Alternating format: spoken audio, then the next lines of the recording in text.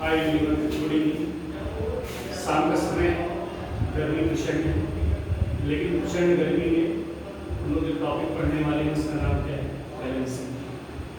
अब वैलेंसी के रिस्पेक्टफुली थोड़ा सा समझने का प्रयास करते हैं वैलेंसी है क्या।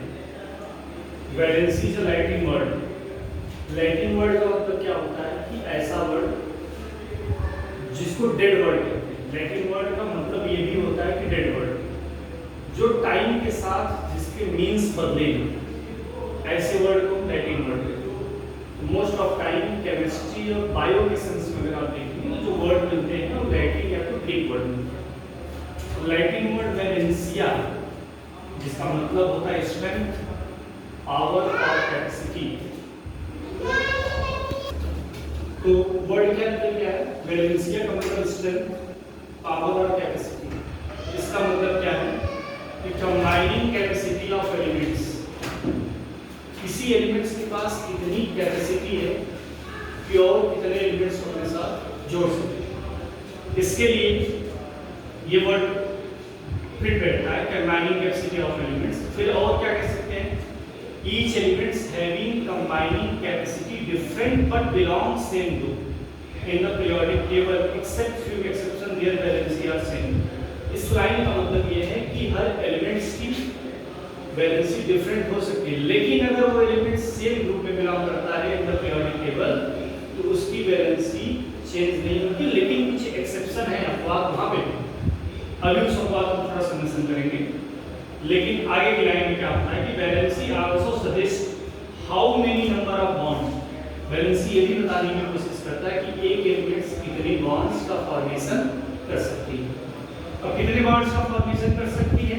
तो इसके लिए हमें सबसे पहले इस टॉपिक को देखना होगा कि हम वैलेंसी कैलकुलेट कैसे करें। How valency are find.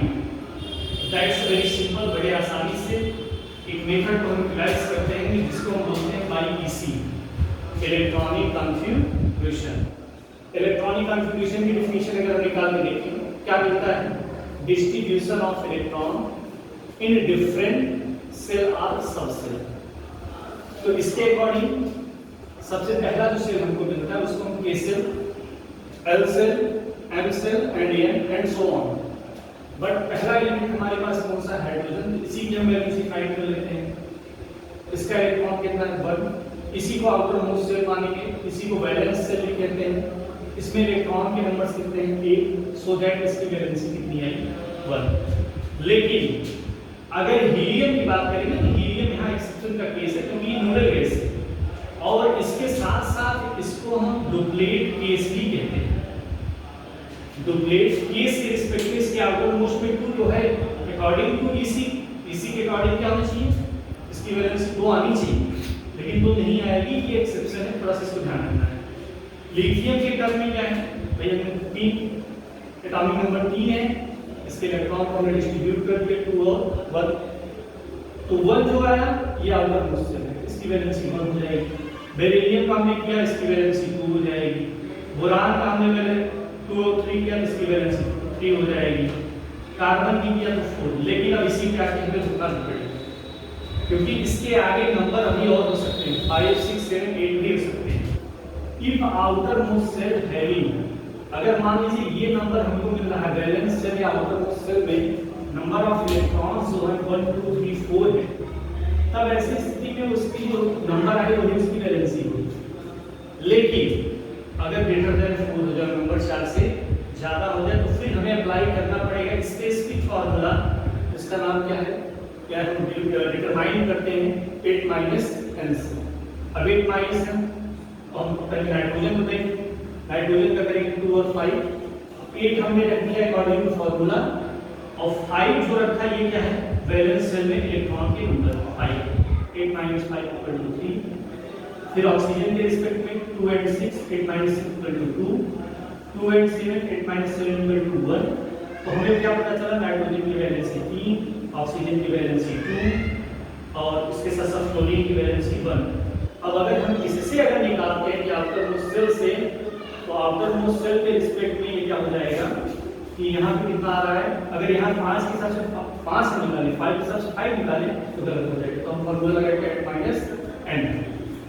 इसी के रिस्पेक्टिवली अब हम एटॉमिक नंबर 10 की बात करें तो हमें लास्ट में मिला क्या 8। अब 8 माइनस 8 अप्लाई करें तो 0 आता है, इसीलिए नोबल गैस की वैलेंसी क्या मानी जाती है 0 मानी जाती है।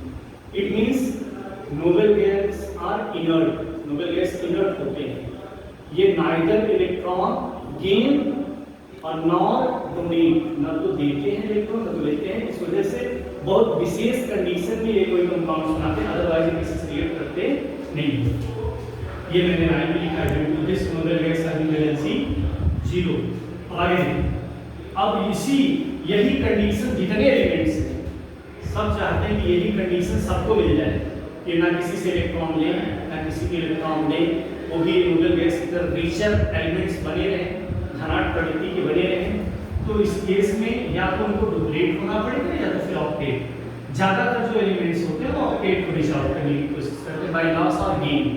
ठीक, फिर ऐसी स्थिति में उनको क्या करना होगा, बॉन्ड भी बनाना पड़ेगा। बॉन्ड किसके ऊपर डिपेंडेंट है, वैलेंसी के ऊपर। अगर मान लीजिए किसी की वैलेंसी एक आई तो उसको मोनोवैलेंट भी कह सकते हैं, respectful of two, divalent, trivalent, tetravalent. हाँ, ये एक्सेप्शन का केस है। एक्सेप्शन जैसे नाइट्रोजन की फैमिली का अगर हमारे पास देखा जाए तो एक एलिमेंट है जिसका नाम फास्फोरस है। स्पेसिफिक कंडीशन में नाइट्रोजन 3 शो करता है लेकिन फास्फोरस 5। कभी कभी नाइट्रोजन के रिस्पेक्टफुली में हम इसको देखने की कोशिश करेंगे तो वहाँ थोड़ा सा इरर हो जाता है। सेम ऐसे ही ऑक्सीजन के साथ सल्फर भी है। ऑक्सीजन वैलेंसी 2 शो करता है लेकिन कभी कभी सल्फर जो है 6 शो करने लगता है। तो ऐसी स्थिति में अगला टॉपिक क्या है, ध्यान दीजिए। ये तो नॉर्मल है जब कोई चार्ज ना हो तब। अगर चार्ज क्रिएट करने लगा वो एलिमेंट्स तो उसको हम आयनिक वैलेंसी कहते हैं। तो आयनिक वैलेंसी डिपेंड करती है उसके चार्ज पर कितना चार्ज है। जैसे सोडियम के रिस्पेक्ट में सोडियम पे एक पॉजिटिव लिखा है, इसकी वैलेंसी 1 हो गई। मैग्नीशियम की वैलेंसी 2 हो गई। एल्युमिनियम की वैलेंसी 3 हो गई।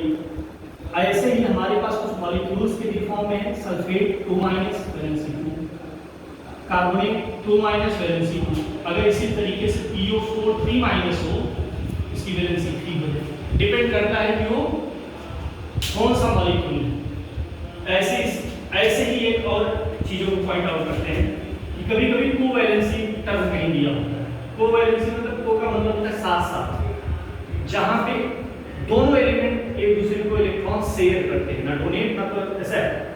इफ वैलेंसी इलेक्ट्रॉन या वैलेंस वाले इलेक्ट्रॉन बोथ एटम दोनों एटम के द्वारा शेयर किए जाए तो उसको हम बोलते हैं क्या, कोवैलेंसी।